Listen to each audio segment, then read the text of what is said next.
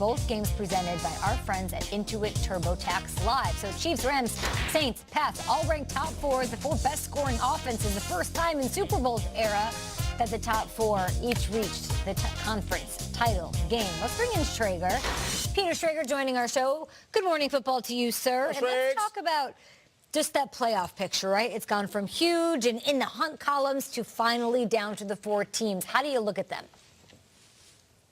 Kay, a lot of wise people on television will tell you the same cliche and the same thing, and it's when it comes to December and January, defense wins championships, or all this offense is fun and 54-51 on a Monday night game is great in November, but come December and January, it's going to be the defensive teams.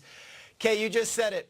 The top 4 offensive teams in all of football will be squaring off in the Final Four. It's the year of offense, and this is what we envisioned since the very start of the season. The top 4 offensive minds in the entire game will be squaring off when the stakes are at the highest. Andy Reid and the Chiefs, Sean McVay and the Rams, Josh McDaniels and the Patriots, and maybe the most lethal of all, Sean Payton and the Saints. You know, last night, everyone's going to look at that score and say, wow, you know, the Saints offense didn't get going. The Saints offense last night had a, 18-play, 11-minute, 92-yard drive in the third quarter that sucked the life out of the Philadelphia Eagles. All 4 of these teams present such diverse offensive options, whether it be running the ball, whether it be passing the ball, whether it be fourth down aggressiveness.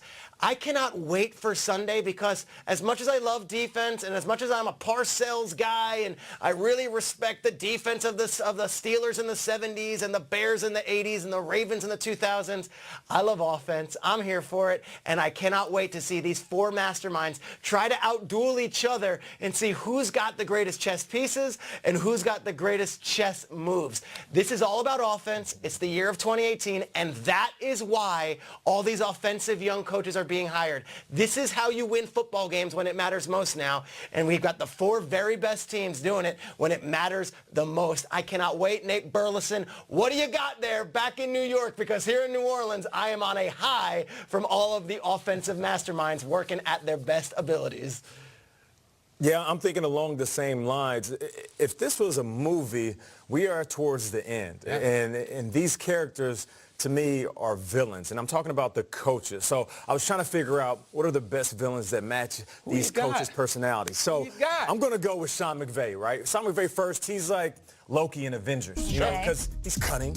He's a trickster. He's Drake's favorite. You know, yeah. Great. You know, we know Loki can change shape, just like his offenses can change strength. And on top of that, he comes from, you know, the football royalty. He's like the prince right now. But he feels like in his head, oh, no, I'm the heir to the throne. I want that Lombardi. Yeah. So that's Loki. Now, Sean Payton's more like Hannibal Lecter.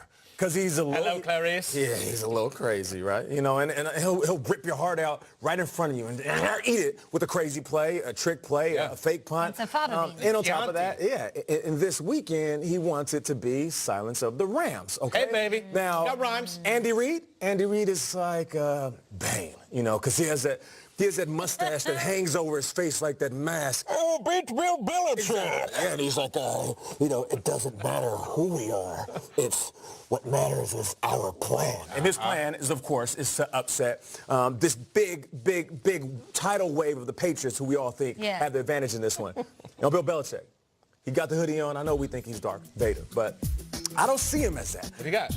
I see him as Thanos, you know, because he has the rings. You know, he has the Infinity Gauntlet on his head with all of those rings.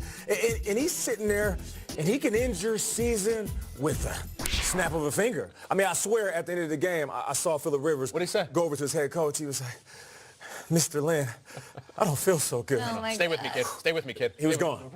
He was gone after that. So those are my characters, and those are my villains. You know what?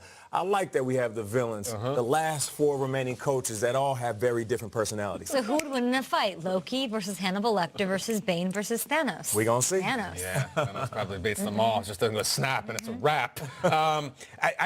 There's certain Super Bowls, certain years that, let's just be honest here. Let's be fans for a second. You're not interested in that Super Bowl. Let me like, no one outside of Atlanta wanted to see the Chris Chandler Falcons play against the Elway Broncos. No one wanted, but that's what we got. I look this year, we're good. We Gucci, baby. Whatever we get, we are good. They come over and That's say, what do you true. want to order? And we just say, yes, whatever. Yeah. Let me think about this. Does anybody want a Breeze Mahomes Super Bowl? It's pretty Yes. cool. Yeah. How about a Breeze Brady Super Bowl? How about McVay versus Reed? How about McVay versus Belichick?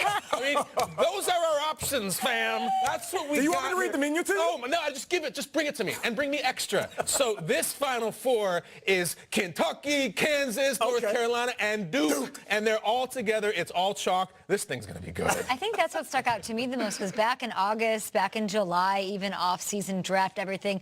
We try, the Titans, they're really going to make it, and all the other teams. And I feel like in this season, when the landscape was sort of table flipping all across the league, how crazy is it that it's the two top seeds from each conference? Oh, yeah, the table's set. These were the favorites in July, August, September, all off-season to make it in. I will say the thing that I thought of when I looked at the four was that home field's going to play something. Like all four home teams won this week. I think it'll be a huge factor. The Chiefs being 8-1 is going to be big. The Patriots' road struggles are going to be part of it. Jared Goff struggling on the road is going to be part of it as well. So I don't know. We'll see who has the edge, but I think home field's going to play into it big time. I feel like there's 5 teams. It's Chiefs, Pats, Rams, Saints, and the Superdome. Yeah. But then you think about like the Pats, and you're that one Kenya and Drake Gronk thing away from being the 1 seed, and they're coming to you, That was baby.